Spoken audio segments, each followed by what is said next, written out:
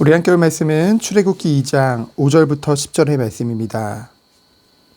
우리 합독하도록 하겠습니다. 바로의 딸이 목욕하러 나일강으로 내려오고 시녀들은 나일강가를 거닐 때에 그가 갈 때 사이에 상자를 보고 시녀를 보내어 가져다가 열고 그 아기를 보니 아기가 우는지라 그가 그를 불쌍히 여겨 이르되 이는 히브리 사람의 아기로다. 그의 누이가 바로의 딸에게 이르되 내가 가서 당신을 위하여 히브리 여인 중에서 유모를 불러다가 이 아이에게 젖을 먹이게 하리이까. 바로의 딸이 그에게 이르되 가라 하매 그 소녀가 가서 그 아기의 어머니를 불러오니 바로의 딸이 그에게 이르되 이 아기를 데려다가 나를 위하여 젖을 먹이라.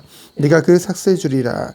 여인이 아기를 데려다가 젖을 먹이더니 그 아기가 자라매 바로의 딸에게로 데려가니 그가 그의 아들이 되니라. 그가 그의 이름을 모세라 하여 이르되 이는 내가 그를 물에서 건져내었음이라 하였더라. 아멘. 우리는 믿음이라는 단어를 굉장히 많이 씁니다. 믿음은 당연히 하나님을 믿는 믿음, 이것이 가장 먼저 생각나겠죠. 신앙인들에게는. 그러면은 믿지 않는 자들은 어떤 믿음을 보통 생각할까요? 바로 사람과의 믿음을 생각할 것입니다. 그렇다면은 여러분, 사람과의 믿음은 어떻게 형성되어지고 발전되어지나요? 결국은 관계 속에 자주 접하며 신뢰가 쌓여감에 따라서 그 사람에 대한 믿음이 커지는 것이죠. 그러면은 하나님을 믿음은 어떻게 그 믿음과 신앙이 커져갈 수밖에 없는 건가요? 불신자들은 하나님을 믿는 우리에게 이렇게 얘기합니다. 눈에 보이지도 않는 하나님을 왜 믿냐라고 보통 생각을 하죠. 그때 우리들은 여러 가지 사실은 말을 할 수 있죠. 때로는 우리도 모르게 공기가 눈에 보이냐, 하지만 있지 않냐 라고 하면서 뭔가 여러 가지 세상의 것들, 과학적인 것을 가지고 그것을 설명하려고 하죠. 물론 그것도 말이 안 되는 것은 아니지만은 결국은 하나님을 믿는 믿음이라는 것은 설득하는 것이 아니라는 것입니다. 말로 아무리 얘기해도 그것이 전달이 안 돼요. 왜 그럴까요? 하나님을 믿는 믿음은 하나님의 선물이기 때문에, 은혜이기 때문입니다. 우리가 예수 그리스도를 믿어 구원받은 그 은혜는, 그 믿음은 하나님이 주신 은혜의 선물이죠. 에베소 2장 8절에 보면은 그 믿음을 우리에게 선물로 주셨다고 하셨습니다. 그러면은 구원받은 우리는 살아가면서 더욱더 믿음이 성장해 나가겠죠. 무엇을 통해서요? 하나님과의 그 수직적 관계 속에서 더욱 깊어지고 성장하는 것이 당연할 것입니다. 왜 그렇습니까? 사람과의 그 수평적인 관계도 상대방이 약속하고 말하고 행동하는 모든 것이 변함이 없다고 한다면은 결국은 그 사람을 향한 믿음이 커질 수밖에 없는 거잖아요. 여러분, 하나님은 신실하신 하나님입니다. 변함이 없으신 하나님이에요. 약속을 반드시 지키시는 하나님이시죠. 정말로 하나님과 정상적인 교제가 끊임없이 우리에게 이루어진다고 한다면은 무엇입니까? 당연히 갈수록 하나님을 향한 우리의 믿음과 신뢰와 사랑은 더 커질 수밖에 없는 것이란 거죠. 하지만 우리는 종종, 그리고 아주 자주 듣는 것이 있습니다. 뭡니까? 믿음 생활을 한다, 신앙 생활을 한다, 믿음의 경륜, 신앙의 경륜이라는 표현을 많이 쓰죠. 하지만 그 믿음의 경륜, 신앙의 경륜이 길어지면 길어질수록 하는 얘기가 뭡니까?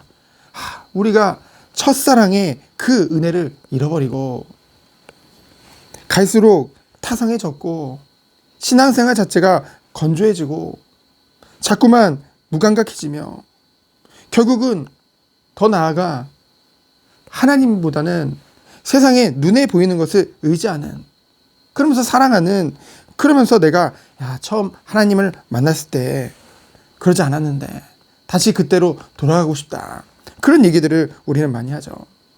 물론 그것 또한 감사할 일일 것입니다. 하지만 우리가 정말로 모든 게 하나님의 은혜 아니고 특별히 구원에 있어서 의롭게 됨은 분명히 전적인 하나님의 은혜잖아요. 우리의 공로가 아니잖아요. 그러면 우리가 정말로 예수 그리스도를 알고 믿고 구원받은 것은 말로는 하나님 은혜다, 하나님으로부터 난 의다라고 말하지만은 그것이 나만 특별하고 나만 영적으로 우월하고 나만 깨달았고 그런 방향으로 간다고 한다면은 결국은 그 모든 것까지도 결국은 하나님이 주신 믿음을 가지고 자기 유익을 위해 결국 사람 앞에서 자기 의와 공로를 자랑하게 되는 것을 우리는 경계해야 될 줄 믿습니다. 그럼 뭡니까? 칭이라 함은 하나님이 우리를 의롭다 칭한 것이죠. 그 안에서 우리들을 양자됨 자녀 삼으신 것입니다. 그런데요, 그것만을 자랑하고 그것으로 됐다라고 하는 것은 어찌 보면 굉장히 미성숙하고 굉장히 위험한 신앙이라는 거죠. 정말로 하나님이 원하시는 것은 무엇입니까? 우리가 아까도 서론에 말씀드렸지만은 정말 인간적으로 볼 때도 정말로 믿음이 가는 사람과의 오래된 깊은 교제를 하다 보면은 갈수록 그 사람을 믿고 신뢰할 수밖에 없듯이 정말로 하나님의 완전하신 은혜 안에서 하나님과의 정상적인 관계가 그리고 깊은 은혜가 쌓이면 쌓일수록 더욱더 나는 부인하고 더욱더 하나님을 바라보며 하나님을 높일 수밖에 없다는 것이죠. 그러면 어떻게 됩니까? 성경에서 말하는 모든 것들이 우리의 삶의 열매로 나올 수밖에 없는 것입니다. 그것은 당연한 것이죠. 하나님은 살아계시기에 신실하신 하나님이기에 변함없는 하나님이시기 때문에 정말로 하나님과의 정상적인 관계가 계속 끊임없이 이루어진다고 한다면 영적 성장은 당연한 것인 줄 믿습니다. 우리는 그 축복을 누려야겠죠. 오늘 본문에 보면은 하나님께서 그 이스라엘 백성에게 어쩌면 암흑기라고 볼 수 있는 그 애굽에 갈수록 노예가 되어지는 그런 과정 속에 하나님께서는 모세를 준비하신 것을 우리는 보게 되어집니다. 하나님의 그 준비는 변함이 없고 멈춘 적이 없다는 것을 우리는 보게 되어지죠.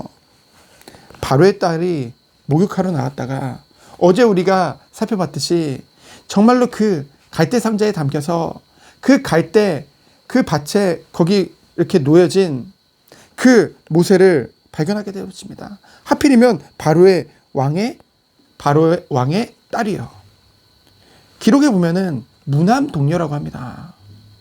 무남 동녀이기 때문에 다음 그 바로가 될 수 있는 1순위예요. 여자지만 물론 자기 남편에게 양보를 하고 그렇게 살아가지만은 어쨌든 그러한 바로의 딸이 모세를 발견하게 되어졌고 그 마음에 긍휼히 여기는 마음이 생겼다고 했죠. 불쌍히 여기게 됩니다. 하나님이 주신 마음이죠. 그런데요, 여기서 중요한 것이 있어요. 하나님이 하실 것이니 그냥 믿고 기다리자.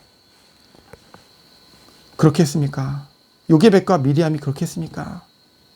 그 모세를 보며 그 아이가 태어났을 때 이미 어머니 요게벳은 이 아이에게가 잘생김을 보고 정말 이 아이를 통해서 하나님이 하실 일을 정말 깨닫게 되어졌잖아요. 그 외모뿐만이 아니라 하나님이 그 중심에 알게 하셨잖아요. 그러면은 그래, 하나님이 하실 것이니까 그냥 맡기고 그냥 우리 갈 길 가자, 아니었잖아요. 그것을 지켜보고 있다가 어떻게 했습니까? 미리암은 정말로 어떻게 했어요? 바로 가서 그 바로의 왕의 딸에게 얘기를 하죠. 그 유모를 우리가 데려다가 이 아이를 젖을 먹인 것이 어떻겠습니까? 여러분, 우리는 말씀을 들었을 때 정말로 말씀이 믿어진다고 한다면은 삶에 적용하는 그 실천하는 그 축복이 있어야 될 줄 믿습니다. 그런 모습을 우리는 보게 되어지죠. 그러면서 공주 앞에 요게벳을 소개하고 우선은 알아야 되니까 결국은 어떻게 합니까? 그 요게벳이 이제 유모로 그 모세를 키우게 되어지죠. 그 공주가 요게벳에게 젖을 먹여라. 그리고 원어를 보면은 그를 양육하라는 말을 하게 되어집니다.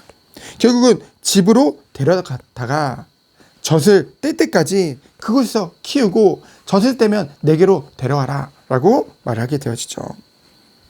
그 안에서 모세는 그 히브리인 결국은 친모죠. 엄마의 그 보살핌 가운데 젖을 먹이며 그 안에서 자라나며 무엇이 심겨지게 되어졌을까요? 당연히 하나님 여호와 그 신앙과 그리고 하나님의 백성으로서 그 히브리인의 정체성이 심겨지겠죠. 그렇기 때문에 이후에 이제 그 바로 왕의 궁전에서 젖을 뗀 이후에는 이제는 오늘 본문 10절 말씀과 같이 이제 그 공주에게 데려다가 이제 자녀로 삼고 그 왕궁에서 40년을 살게 되어지는 것을 우리는 보게 되어집니다. 근데 중요한 게 있어요. 그 젖을 떼기까지 그 히브리 엄마의 집에서 자란 것은 고작 4년입니다. 그 이후에 이제는 애굽인으로서 그것도 왕자로서 40년을 궁에서 살게 되어지지만은 나중에 우리는 이후에 보게 되어지죠. 그 모세가 어떻게 됩니까? 결국은 그 히브리인들끼리 자기 형제들끼리 이제 싸우는 것도 보게 되죠. 그 전에 이제 그 히브리인을 애굽인이 이제 핍박하는 것을 보고 그를 쳐 죽이는 장면을 우리는 보게 되어지잖아요. 고작 4년과 40년의 차이가 있음에도 불구하고 잠언 22장 6절 말씀과 같이 마땅히 행할 길을 어려서부터 가르쳐라. 그러야 하면 늙어서도 떠나지 아니하리라. 그 말씀과 같이 모세에게 그 어린 시절에 심겨진 것이 그 이후에 아무리 세상의 모든 것들이 대단하다 할지라도 그 모든 것을 뛰어넘는 것을 우리는 보게 되어지죠. 여러분, 우리는 이것을 통해서 무엇을 더욱더 깨닫게 되어지는 겁니까? 정말로 우리 다음 세대, 정말로 우리 후대들에게 부지런히 가르치라는 거죠. 무엇을요? 정말로 이 하나님의 믿음과 신앙이에요. 근데 중요한 것은 말로만 전달되어지는 것이 아니라 우리가 정말로 하나님과의 정말로 수직적인 관계가 정상적으로 깊은 관계 속으로 간다고 한다면은 그것이 우리 아이들에게 당연히 전달될 수밖에 없다는 것입니다. 그래서 오늘 말씀을 통해서 우리는 무엇을 보게 되어집니까? 정말로 우리가 참된 믿음 생활을 하고 있다고 한다면은 하나님을 믿는 거잖아요. 그런데 그 하나님은 신실하신 하나님이란 거죠. 그러면 갈수록 우리의 믿음이 식어가는 것이 아니라 날로 뜨거워지고 커질 수밖에 없다는 것입니다. 우리 성도님들은 그 축복 속에 들어가길 원합니다.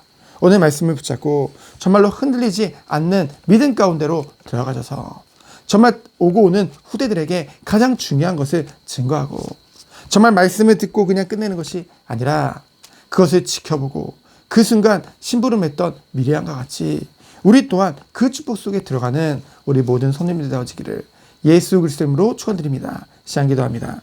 하나님 감사합니다. 하나님이 원하시는 참된 믿음 가운데 들어가게 하여 주옵소서. 타성해졌지 않고 날로 새로워지고 날로 더욱더 뜨거워지며 날로 하나님을 향한 그 사랑과 은혜와 믿음이 더욱더 커져가는 성장해가는 우리 모든 성도님들로 주께서 축복하여 주옵소서. 살아계신 예수 그리스도 이름으로 기도합니다. 아멘.